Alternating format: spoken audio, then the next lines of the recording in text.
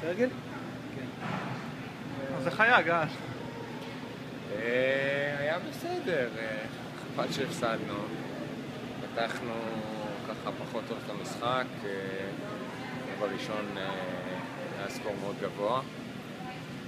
רבע שלישי גם, אני חושב שהפסדנו את המשחק ברבע השלישי, היה לנו הזדמנות, עצרנו אותנו לדעתי 6 דקות על איזה 2 נקודות.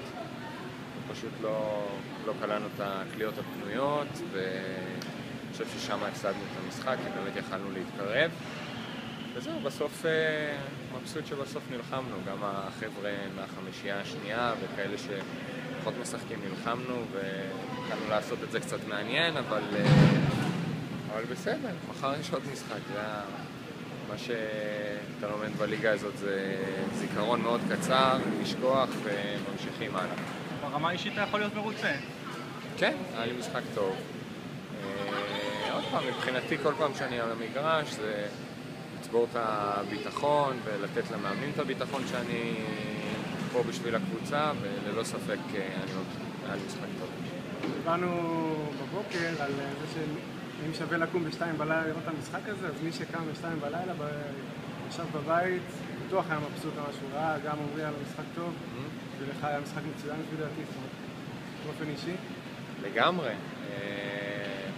זה מרגש, כאילו, בדיוק אתמול דיברתי על זה עם עומרי, משחקים ביחד מגיל מאוד צעיר, ופתאום פה במגרש NBA אחד נגד השני, והיה גם כיף לדבר איתו תוך כדי המשחק קצת בעברית, וזהו, אני בטוח שמי שראה בארץ מאוד מאוד נהנה. טרשטוק בעברית? יש דבר כזה? לא, אני לא. גם הוא לא אחד של טרשטוק וגם אני לא, אז... אבל מדברים, סוף סוף אתה יכול לדבר עם מישהו בעברית, אז זה כיף. דיברנו עם המאמן שלך היום בבוקר, והוא דיבר על זה, וגם חוזה קלדרון דיבר על זה שיש לך הזדמנות אמיתית לקבל אולי לא את המושכות של הקבוצה בידיים, אבל לקבל מקום מאוד משמעותי, וזו שנה ראשונה. איך אתה רואה את זה?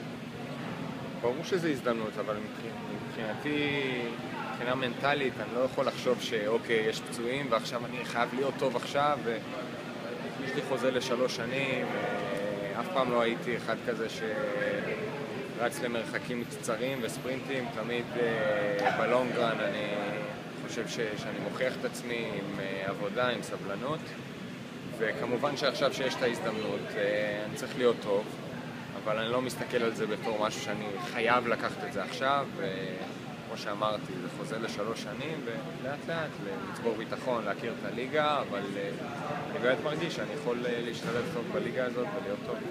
כן, כי מבחינת לתפוס מנהיגות על המגרש, איזה שחקים, כן פוש דאון, לא פוש אפ, זאת אומרת, זה נראה כמו משחק, מבחינתך כמו משחק בליגת העל או ליגה אירופית, או שזה רק נראה מהצד ככה?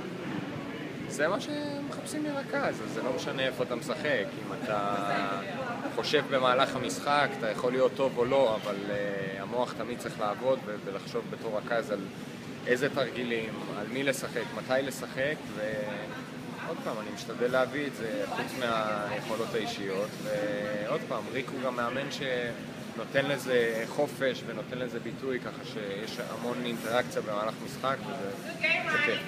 דבר אחרון, אז לאן אתם הלילה? האוטובוס מכאן לוקח לך עוד פעם עוד שדה תעופה וטסים לעוד משחק?